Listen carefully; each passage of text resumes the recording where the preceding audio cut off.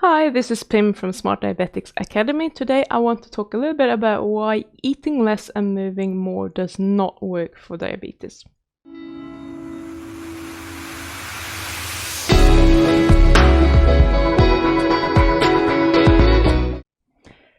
So let's start with looking at how we define diabetes. Generally, it's diagnosed because someone has an abnormal elevation of the blood sugar, whether that be in the moment or a fasting blood sugar, or if they do an oral glucose tolerance test. All of these things are actually just looking at the blood sugar. So all the available treatments for diabetes are aimed at reducing blood sugar.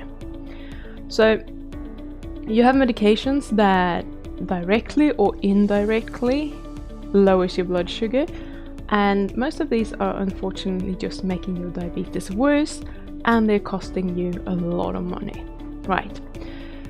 So most often we're told just exercise a little bit more, eat a little bit less, and you will be able to manage your diabetes.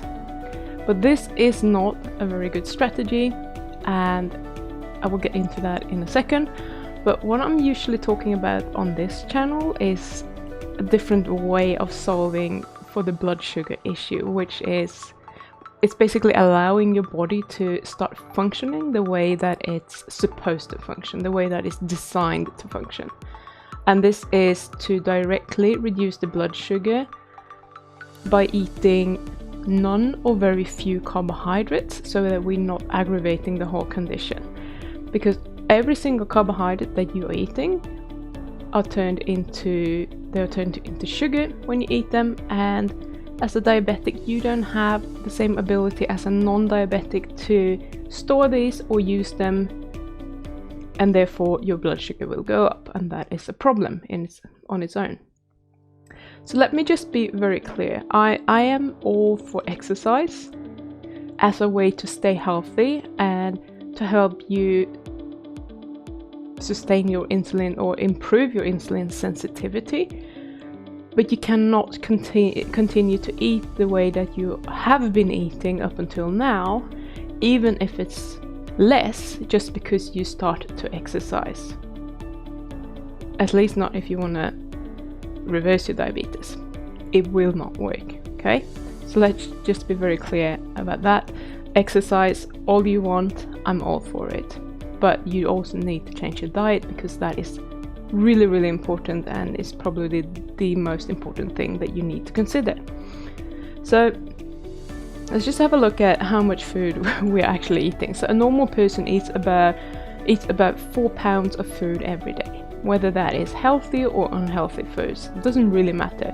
It's like we are craving this weight of food every day, and that's what we kind of aim for. And that's why people tend to recommend the vegetable approach, because if we're eating 4 pounds of vegetables, the calorie content is going to be a lot less, and therefore we can reduce our calories and go on a lower calorie diet but still get the same amount of food. So since we are struggling to change the weight of the food, if we're eating that much processed foods, can you just imagine what you are going to consume? How much calories, how much sugar and starch you're going to eat, how much of everything. Because the processed foods are very concentrated and very condensed, and you can eat a lot of that. So that is a huge problem in itself. So just by moving from a highly processed food diet to a more natural food diet will always be beneficial in some way, okay? So even if these diets sometimes are quite heavy in carbohydrates, they are going to initially look better for you. However, if you have diabetes, these diets are unsustainable. So the amount of food that you're eating is going to be unsustainable, and the amount of carbs that you're eating it's just going to be too much for your system. It's going to be an overload for your system, and your blood sugar is going to be elevated. So when we talk about eating less, let's just have a look at what what that would mean for average American, because we like talking about Americans. They are very well studied and have a lot of statistics. So on average, Americans eat 3,600 calories per day, which is much more than the recommended amount, by the way. But far more importantly, where these calories are coming from determines how bad this is. Okay?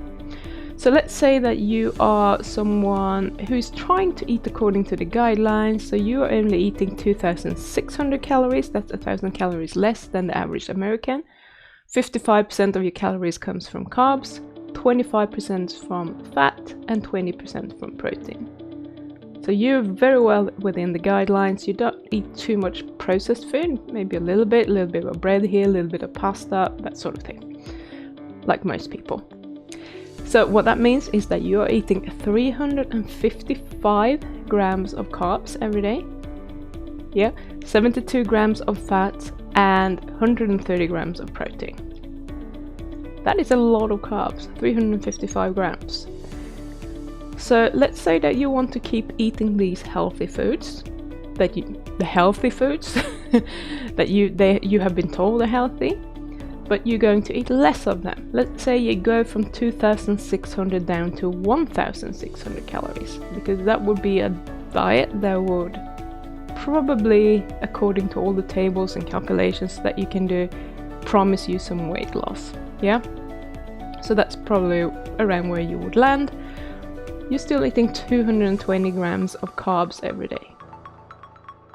Right? 220 grams of carbs is quite a lot, I must say.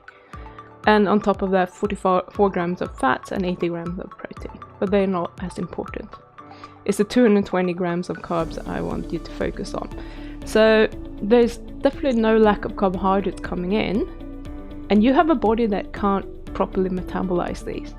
So your blood, when it has an optimal level of blood sugar, contains roughly 5 grams of carbs or sugar, compared to the 220. So if your capacity to store and use sugar from your blood is less than optimal, as it will be when you have diabetes, obviously, there is no way that you can eat 220 grams of carbohydrates per day and get your blood sugar down, or control your blood sugar, or know how your blood sugar is going to respond, or what it's going to do when you have been eating. It's just not possible. So now you might think, well, but if I exercise, that's surely going to help. And sure, it does to some degree, but you would have to A, be very efficient at converting the fuel to energy, and B, you will probably need to exercise on an elite level to get your blood sugar in check. So you would need to be very efficient at clearing it out and using it up and using your muscles a lot to be able to deal with this. And depending on how many times a day you're eating, you might have to do that several times per day. So it's not really sustainable unless you are an elite athlete with diabetes, which I kind of doubt, okay? So essentially it doesn't really work in reality. In theory it could potentially work, but it's not sustainable long term. Plus, eating this little will most likely leave you feeling very hungry and unsatisfied and unsatiated, and all you're gonna think about is, oh my god, I'm hungry, I want this, I want that, and I want ice cream, and I want pizza, and I just want something. Okay, that's what's usually happening when we don't get enough food. So, what's actually happening when you go on this supposedly healthy diet, as recommended by the authorities, is that you're eating a huge amount of carbs. I think 220 grams of carbs is still a huge amount of carbs. It is more carbohydrates than you are able to process as a diabetic, which means that your blood sugar is going to go up and you're going to need more insulin. And this will get your body to release more insulin, unless you're very far gone and your body can't do that anymore. And what is happening when you have a lot of insulin in your system is that you're going to get more and more insulin resistant, or less and less sensitive to insulin, which will make your diabetes worse. Compared to when you remove the majority of carbohydrates from your diet, in which case you are actually going to get a reversal of your type 2 diabetes. So if you're eating fewer carbs than your threshold, so if you stay at under the level at which your body can handle, you're going to need a lot less insulin because your blood sugar is not going to shoot up and you're not going to need a lot of insulin. So your body will release less insulin and you're going to, over time, become more and more sensitive to insulin again until you have reversed your diabetes. So in my opinion, this is a no-brainer. Remove as many carbs as possible from your diet and you will quickly start seeing a drop in your blood sugar.